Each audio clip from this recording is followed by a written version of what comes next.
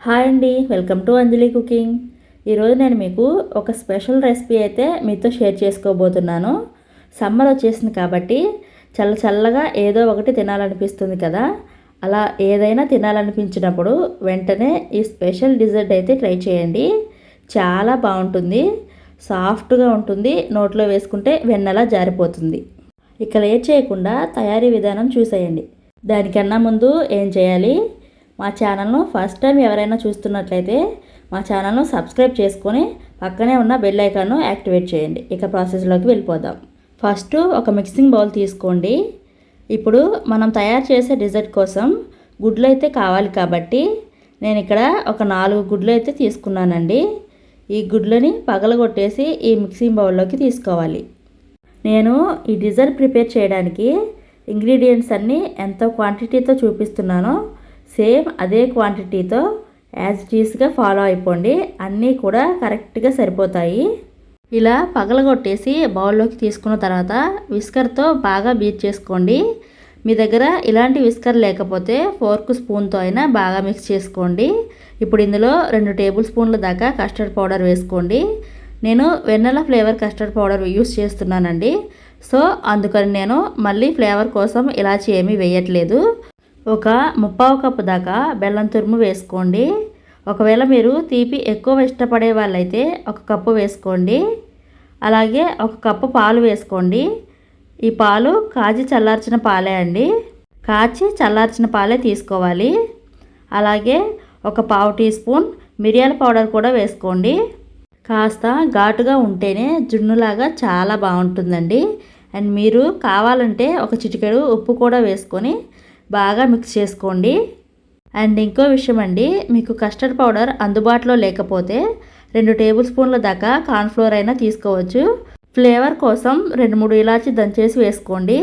ఇలా మిక్స్ చేసుకున్న కస్టర్డ్ మిక్స్ని ఆవిరి మీద ఉడికించుకోవాలి కాబట్టి అందుకని దీన్ని మరొక గిన్నెలోకి తీసుకోవాలి. కాబట్టి ఒక గిన్నె తీసుకొని అడుగున ఆయిల్ అప్లై చేసుకొని ముందుగా తయారు చేసుకున్న కస్టర్డ్ మిక్స్ని గిన్నెలోకి తీసుకోవాలి. ఇలా ఒక జాలి గరిటతో వడగట్టి తీసుకున్నారంటే బెల్లంలో ఏవైనా నలకలు డస్ట్ ఉంటే జాలి గరిటలోకి వచ్చేస్తాయండి. అందుకని వడగట్టి తీసుకుంటున్నాను. మీరు తీసుకున్న బెల్లంలో నలకలు డస్ట్ అలాంటిది ఏదీ లేదు అనుకుంటే వడగట్టాల్సిన అవసరం లేదండి, డైరెక్ట్గానే గిన్నెలోకి తీసుకోండి. ఇప్పుడు మళ్ళీ పైనుంచి కొద్దిగా మిరియాల పొడి స్ప్రింకిల్ చేసుకొని పక్కన ఉంచండి. దీన్ని ఆవిరి మీద ఉడికించుకోవాలి కాబట్టి తర్వాత స్టవ్ ఆన్ చేసుకొని స్టవ్ మీద గిన్నె పెట్టుకోండి. అందులోకి 2 గ్లాసులు నీళ్లు పోసుకోవాలి.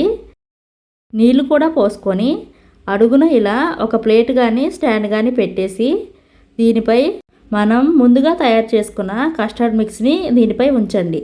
దీనిపైన మూతతో కవర్ చేయండి. ఆవిరి నీళ్ళు అనేది లోపలికి వెళ్లకుండా ఉంటుంది.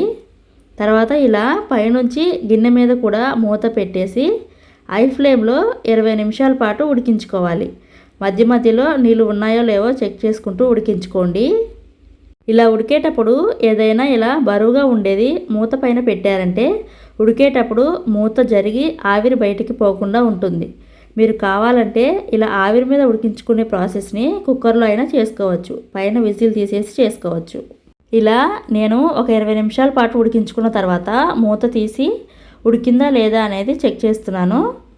ఒక చాక్తో కానీ టూత్పిక్తో కానీ గుచ్చారంటే మనకు పాలు ఏమీ అంటుకోకుండా ఉందంటే చక్కగా మనకు డిజర్ట్ అయితే రెడీ అయిపోయినట్టే అండి. అప్పుడు వెంటనే స్టవ్ ఆఫ్ చేసుకొని ఈ గిన్నెను పక్కకు దించేసుకొని పూర్తిగా చల్లారేంత వరకు చల్లార్చుకోండి. పూర్తిగా చల్లారిన తర్వాత ఫ్రిడ్జ్లో 1 గంట పాటు ఉంచుకొని ఆ తర్వాత సర్వ్ చేసుకున్నారంటే చల్లగా కస్టర్డ్ డిజర్ట్ అయితే రెడీ అయిపోయినట్టే అండి. చాలా బాగుంటుందండి. మీరు ఇది చల్లగా కాకుండా నార్మల్గా తినాలన్నా కూడా చాలా బాగుంటుంది. మీరు ఇలా అయినా తినేయచ్చు, లేదా డిమోల్డ్ చేసి పీసెస్గా కట్ చేసుకుని అయినా తినేయచ్చు. ఎలా తిన్నా టేస్ట్ మాత్రం అద్రిపోతుందండి. పిల్లలైతే చాలా ఇష్టంగా తింటారండి, అడిగి మరీ పెట్టించుకొని తింటారు. ఇక లేట్ ఎందుకు, మీరు కూడా మీ ఇంట్లో తప్పకుండా ట్రై చేయండి. ఈ వీడియో నచ్చితే ఒక లైక్ చేసి షేర్ చేసి మా ఛానల్ను సబ్స్క్రైబ్ చేయండి. Thank you for watching.